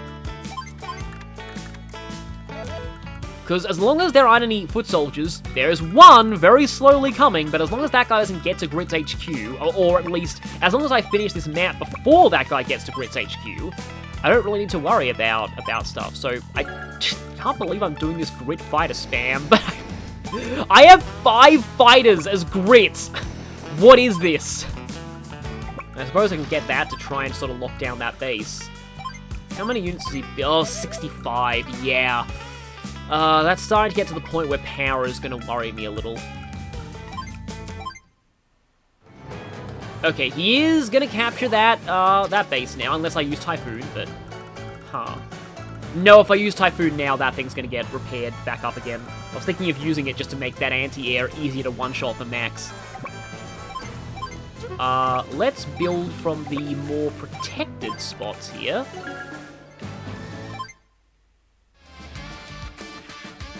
The thing is, though, that if this goes on a road, I think Max one-shots it by default. And if he doesn't, I can just use Drake's Typhoon, and Max definitely will one-shot it, and his air units, as I said, aren't slowed down by the rain. Is there any further it can go? Nah, there isn't. I can afford to put this bomber, like, here. Get the other bomber going. Okay, Max has 2 bombers clustered together, but Sturm's not going to get Meteor Strike yet. Finally, I can start getting that. And also, I think it's a little too late for a 3rd bomber to make a difference, but I can go for one, just in case. You never know. Can't quite get infantry onto that yet, so actually, no, wait, maybe I use the low-fuel copter. It's not great, but... it is what it is. I've at least blocked that base from building anything. Might even be able to send this tank up here to support the, bombers. Oh, you're running. Actually, yeah, you stay alive by doing that. So it's gonna take me at least 2 more days to finish this. Next turn, I get both of the bombers up here, and the turn after, they both hit the death ray. Actually, maybe we can join these just to make sure this doesn't run out of fuel. So, the final topic that I wanted to talk about was the legacy of Advance Wars and why I think this remake is very important. I've seen a lot of different opinions on this remake, like, online. Well, between the people who say, oh, you know, who just don't like the graphics, and I guess I can kind of see that. Honestly, the graphics are better than I expected them to be. I'm totally fine with them. Looking at it right now, I love how kind of crisp and clear everything looks. And I also love the fact that they've added, like, the, you know, CO facial expressions to Black Hole Rising, which lacked that in the original. But, okay, that fighter is going to run out of fuel. But what I do think that, like, the legacy of Advance Wars is, and this is something that, people may have forgotten now, but Advance Wars 1 and 2 came out on Game Boy Advance in the West before Fire Emblem did. And the first Fire Emblem that Westerners got, Fire Emblem Blazing Sword, was also on the Game Boy Advance. I don't think this is a coincidence. Now, I do definitely credit Smash Brothers with Intelligent Systems deciding to give Fire Emblem a shot in the West. But I think Advance Wars also played a big role in that happening. Because I think they first saw, oh hey, people are asking who Roy and Marth are. I guess, you know, maybe there is interest in Fire Emblem outside Japan. But I think then what was the next step was, people saw that Advance Wars 1 and 2 did really well and were popular on the Game Boy Advance. And that's what made Intelligent Systems think, you know, maybe there is a market for strategy games outside Japan. And so, I think that played a role in them deciding to bring over Fire Emblem. And the rest is history. Because now, Fire Emblem has greatly eclipsed Advance Wars in popularity. When I first saw Fire Emblem advertised in that same gaming magazine that I talked about, that I've talked about many times here, and I've talked about it many times because that magazine is the reason I got into Advance Wars. That magazine gave a very glowing review to Black Hole Rising, like a really, really good review, and it kind of made me... I'm not even sure because I'm not sure I really expressed much interest in it, but my parents got me Black Hole Rising for my birthday when I was like 12, and I'm not really sure, like, I've tried... Okay, this is really silly, but I'm gonna put you out of your misery before you die from fuel loss. But yeah, I don't really know. I must have made some kind of silent indication that I was interested in the game, because they got it for me, and I played it, and again, I really loved it. Like, I played through the entire Orange Star section of the campaign in, like, one day. Just like I played through all of Lynn's story in one day when I first played Fire Emblem 7. And yeah, I was really hooked, but it was the fact that I loved Black Hole Rising so much that was what got me into Fire Emblem, because that review magazine also said, I remember it specifically describing it as, Fire Emblem is like Advance Wars meets Tactics Ogre. I'm pretty sure Fire Emblem 1 predated Tactics Ogre, so I don't think that's really accurate, but they're like, you know, which you might think that would be the best thing in the world if they pulled it off. Well, yes, they did pull it off. They ripped it off, more like. Probably not meant to be in the sense of like a rip-off, but more like, you know, they really, really pulled it off. And yeah, like that was, I remember everybody, like all these review outlets were absolutely raving about Fire Emblem 7 when it first came out, because they're like, look, this is Advance Wars plus an RPG. Advance Wars, except you get characters who get to develop and level up as you progress through the game, and everyone just wields very unique and interesting types of weapons, and there's so many cool things you can do with the characters and with the support system and everything. And so, and again, like, I might be biased because obviously I'm a massively die-hard Advance Wars fan, but I actually do credit Advance Wars with Fire Emblem coming out in English to begin with, and that opened the door to a lot. Like, we wouldn't have games like Fire Emblem Awakening or Fire Emblem Three Houses. We wouldn't have, like 8 Fire Emblem reps in Smash Bros. Like, we went from Fire Emblem having only 2 reps that were Japan only in Smash Bros. To Fire Emblem having almost as many reps in Smash Bros. As freaking Pokemon. One of the biggest cultural phenomenons of all time. And again, I do not think this would have been possible without Advance Wars. I think Advance Wars is the reason why we're able to... Uh-oh. Hang on a minute. Oh dear. That's not good. That's potentially problematic. Right. The first bomber can go where I need it to go. The second bomber can't. Now I'm wishing I did use Typhoon, because if I used Typhoon, I could kill that in, like, probably one shot. Okay. New plan. From here, 1, 2, 3, 4, 5, 6, 7. Okay, bombers can still reach that from here. Mini cannon can't shoot either of them. Here's the plan. The furthest back bomber goes there. Takes a little bit of damage. One anti-air is not going to give Sturm Meteor Strike. So, and the little bit of damage that this bomber takes, hopefully, I can still... 8 HP. I'm 8 HP. Hopefully that's still enough to kill that with max force. Because with this and then this...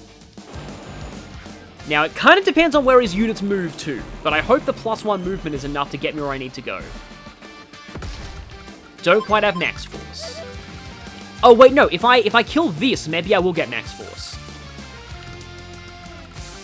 So I think maybe... Or if I were to, say, have this tank meet with an unfortunate accident, then I will get max force. I'm so sorry, tank. Unless he moves his units in a really weird way next time. If I had used Typhoon, then I would have been able to kill that anti-air. I just didn't realize that got too caught up in my tangent, because I didn't realize that it could have reached, like, it was preventing the bomber from getting where it needed to go. And I just wonder if, like, this all depends on whether max force plus an 8 HP bomber is enough to destroy that mini cannon. I hate it when I come so far only to mess up one tiny thing at the end, which leads to everything falling apart, which can easily happen in strategies like this. But I have to be confident. I think I can do this, provided that his medium tank doesn't move in a weird way and block me. Okay, yes, I'm so sorry, but this is a sacrifice that I need to make to give myself max force.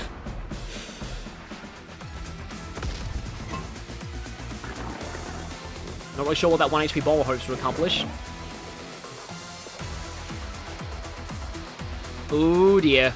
Oh, he did move one of his tanks in a bad spot. Please don't put the other medium tank... Okay, good. I think I can still reach both of them.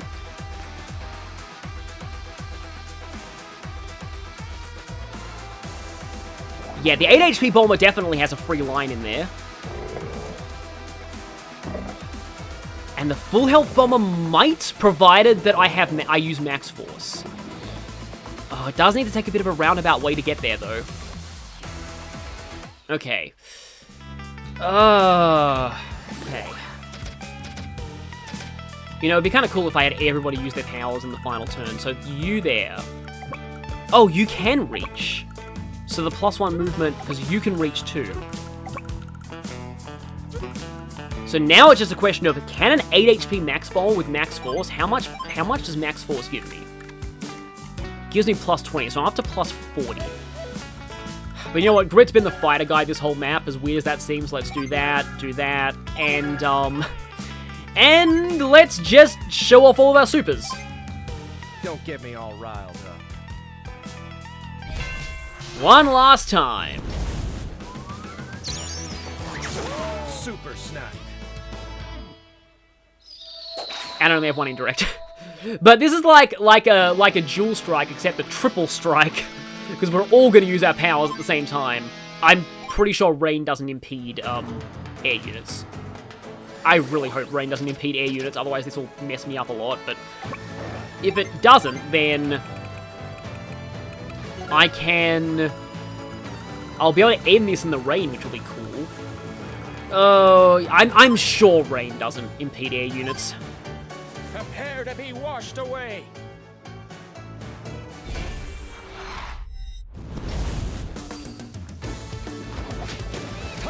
Oh, this would have actually done something if I'd used it a turn earlier, because then I could have killed that anti-air. Also, this may have actually ruined me if this was dual strike, because it would have made Fog of War, and then Max wouldn't be able to see anything. But yeah, if I check here, yeah, air 1. Air is still fine in the rain. That's kind of a shame to have to stop Drake. I really like what they did with Drake's power theme. But okay then. Okay then. Oh, this is where I'm really worried. Because without max force, you do 91%. Oh, this probably does do it. Give up. Come on, roll, bombers, roll. Max force.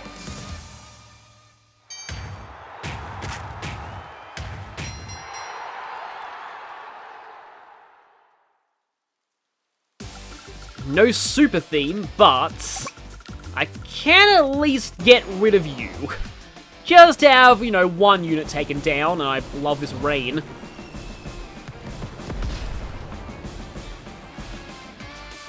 But I do like how this map does have a very final boss feeling to it that it never really had, and I don't know, I can't quite explain why, but it never really gave me that feeling in the original. Yes, it does work. Okay, good.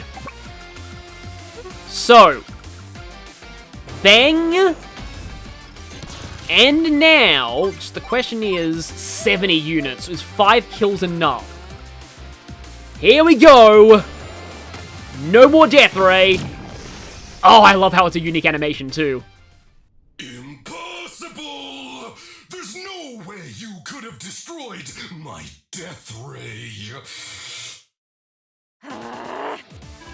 Ah, yes, they still did this. I love this. You get the normal power theme. Yes.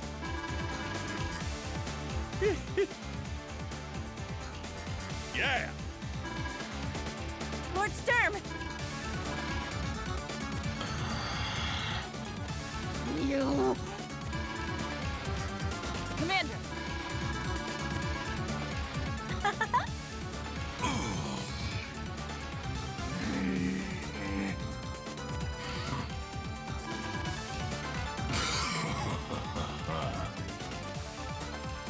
You will join me in death.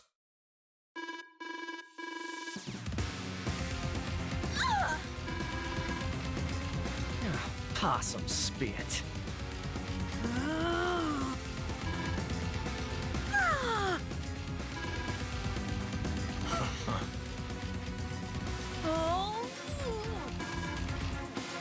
Andy, run away. Andy!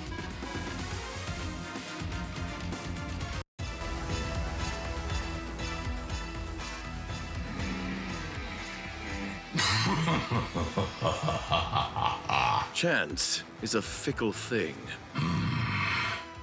You never know when it will come your way. And yet, here it is. Hey! That's Hawk! Sturm, I think it is time you were relieved of your command. Hawk. Black You traitor!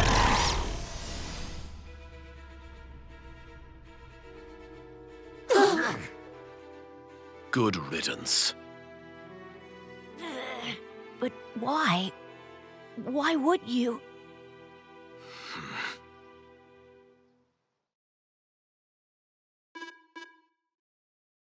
Lord Sturm is no more.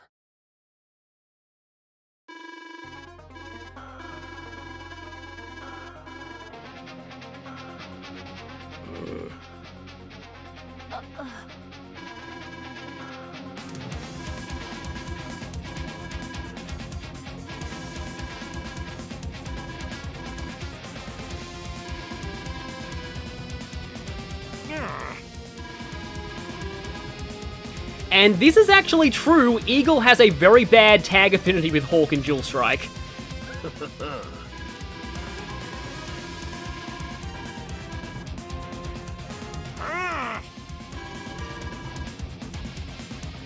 Eagle, don't turn Hawk into another Andy.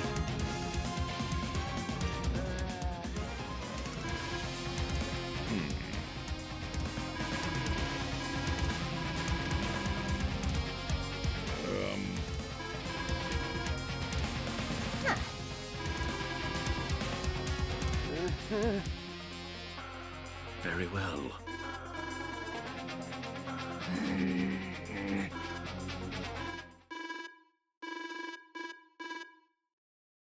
Ha ha! Huh? Yeah, we will. I've definitely been alluding to that. That's Dual Strike. Of course.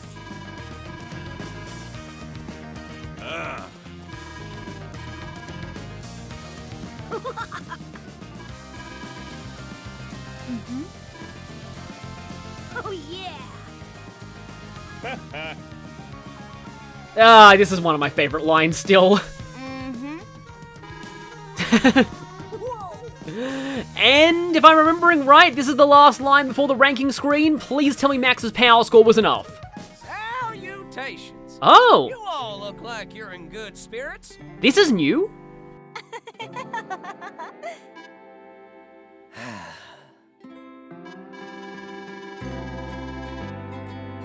Yeah, in the original there was no hint that Hachi was a playable character until you actually unlocked him. Don't you believe it, laddie? Yeah. Yeah, so we can still play as him in, you know, in theoretical training skirmishes. Well, I'll be.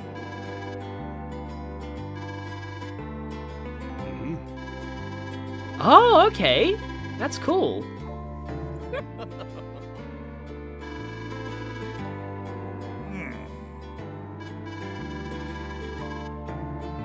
Yeah. Olaf is actually so busy rebuilding his hometown that he's not in the Jewel Strike campaign.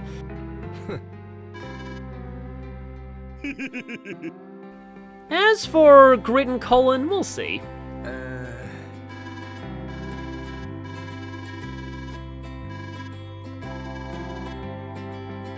Yeah, you didn't really get much closure to this in the original, that's cool.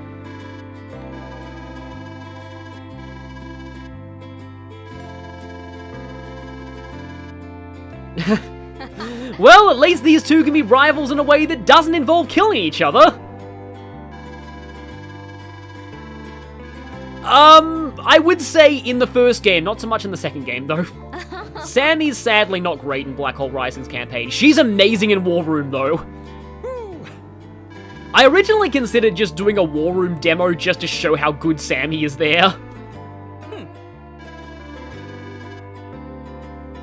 And Jess is going to be busy training because in Jewel Strike, she's gone from one of the weakest COs in the game to one of the most broken.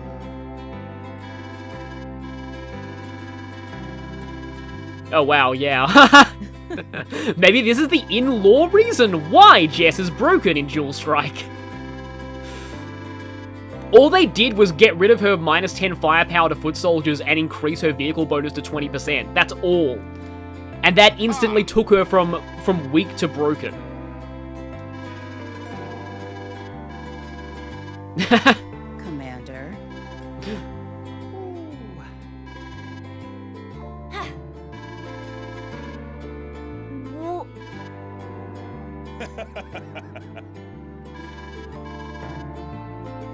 I thought he was about to say you two player, and they'd actually bring back that character from the original.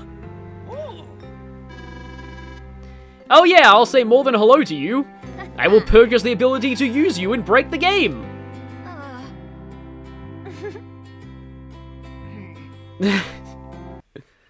Oh, please tell me power was good enough. Come on. When I fight for my country, I never lose. It was good enough. Great. There we go.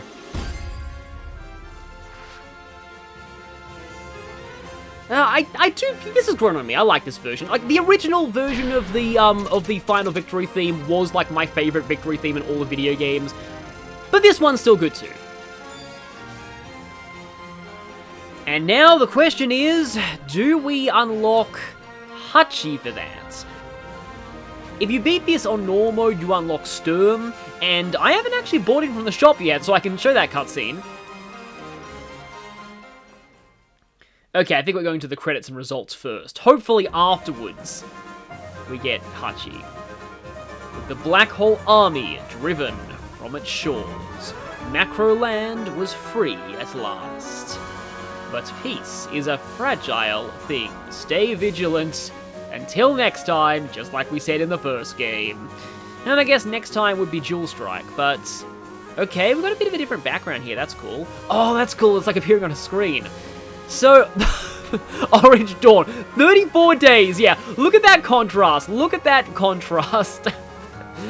Yeah, I will say, Orange Dawn, they should not have put that early, or it should have been, you know, different, because seriously, yeah, also POW rest. I did that first, but it's showing up here last.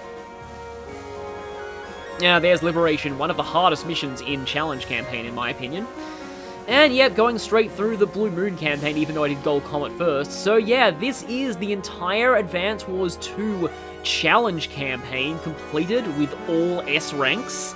So yeah, this is pretty much the ultimate mastery of the single player of Advance Wars 2, and this will be the second time that I've fully played through Advance Wars 2 with S ranks on this channel, because yeah, it's a very important game to me. It's, like I said, it's the reason why I got into Fire Emblem, the reason why I got into strategy just in general. And I do still think it's an incredible game. Now, having played it back-to-back with Advance Wars 1, Advance Wars 1's campaign does have its strengths. I like the brevity of, like, the missions in Advance Wars 1. They're all quite short, and, they're also just very, kind of snappily designed. Advance Wars 2's maps can go on for a while, if you're inefficient about them. They're more a test of, like, how you build and deploy an army, rather than, of how to use each unit. But I still think Advance Wars 2's campaign is a better introduction for new players. It eases you into things much better than the first game did, where, yeah, the fact that your introduction to building units is gunfighter, while you also are dealing with grit for the first time, and here's ridiculous indirects. Yeah, it's Advance Wars 1's campaign is a tough one to get into for new players, and yet it's the one that I feel most new players start with in this game. Okay, it looks like there was enough space for, that, and then Great Sea Battle, and then where are the 2 Black Hole missions gonna show up? 16 days for Great Sea Battle, I think, is pretty solid. Oh, that's cool, yeah. And, yep, let's see that Death Ray, Final Front. Also 16 days for Final Front. And now, I think I'm going to be sad, because I've heard that the original Black Hole Rising credits theme is not in this version. Yeah, it is a slightly different credits theme. I think, oh, it's the same one, yeah. So this is based on the Blue Moon credits theme from, Super Famicom Wars, which is really cool, and in fact, yeah, Shozo Kaga, did I say this last time, that Shozo Kaga worked on Super Famicom Wars? Because, yeah, in looking up that intro, I found out that Shozo Kaga worked on that game, which is kind of insane. But, the original credits theme of Black Hole Rising, though, I do think is a really, really great song. It has this almost haunting beauty to it. But while we're on the credits, I can talk about just, I've already said what I feel the Advance Wars series means, so what about this remake? Well, I was beyond hyped when this remake first got announced. I was never expecting this. I woke up one day, looked at Game Explain, and saw there was a trailer there after a Nintendo Direct for an Advance Wars remake, and I just completely lost it. I never expected this series. I thought this series was dead. Like, they had done nothing with this series since Days of Ruin. And so I was hyped to play it. I was originally planning on playing it, you know, when it first came out at the end of 2021. And then I was actually okay with the first delay, because we hadn't heard anything about the game between the first Direct and then. So I was getting very worried, and I'd rather a game be delayed a bit and good than have, you know, not be delayed and have major problems. The second delay, yeah, I fully understand real-life circumstances. It was a bad time, and in a way I'm almost glad that this game got its time in the sun a year later. Because there were some other big releases in 2022, and, yeah, I mean, there were some in 2023 as well, but I'm glad they decided to release it when they did, as in wait a couple of months from that February Direct, because if they'd released it right then, it would have been overshadowed by Fire Emblem Engage, I think. But now that the game's finally out, I was honestly surprised at the positive reception that it got. I was thinking this game would be very niche, and it would only really be appreciated by die-hard Advance Wars fans, but seeing, like, you know, I love seeing that video, like, pop up in, like, YouTube, like, recommendations of, like, Sensei's power theme is insane. Like, seeing just how many people love what WayForward did with the music, with the characters. When I saw what Sensei's power looked like, and just him jumping out of the copter with that, like, old-timey radio sound, copter command, call out, I was just like, wow, I am gonna love this game so much. And yeah, the first week of playing it, I was on a massive dopamine high.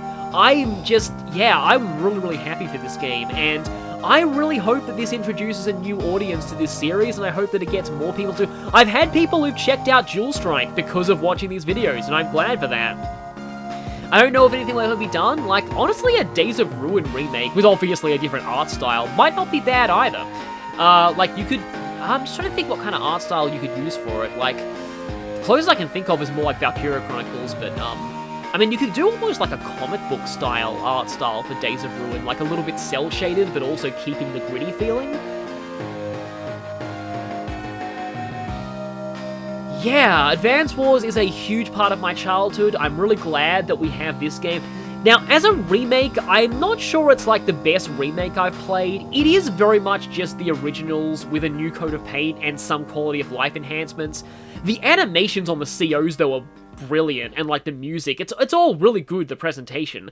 But yeah, if you didn't like the originals, you probably won't like this. It's very, very similar. And yep, here is the special artwork for Clearing Challenge campaign, because yeah, it is different, and that means the one artwork that I don't have is the one for Clearing the first game's challenge campaign, which is gonna be ridiculous, because it's a lot harder than Advance Wars 2's. But in general, I do appreciate this remake. One thing this remake does really remind me of is Mega Man Powered Up. I've been watching footage of that recently, and it's a shame that game didn't really do that well, because it's just, like, it breathed a lot of life into the previously flat characters with voice acting and a fun art style. And that's what I feel like this game's done too. So, time to find out whether that counts as unlocking Hachi, because I really hope it does. Look who's here. Well, I'll be. There we go. So yeah, it does count. You have to 100% either normal or challenge. In the original GBA version, you just had to beat hard campaign in order to unlock Hachi. So, I think I'll show off getting Hachi in the next episode, because that'll be a bonus where I get to show off Hachi to his full effect in the war room. And as a sneak preview, Hachi is the only one who can stand shoulder to shoulder with Sturm. Yep, just let that sink in. So next time, we'll have fun with one of the most broken characters in the game, and we will be leaving the world of War's World once again. So, see you all for the finale.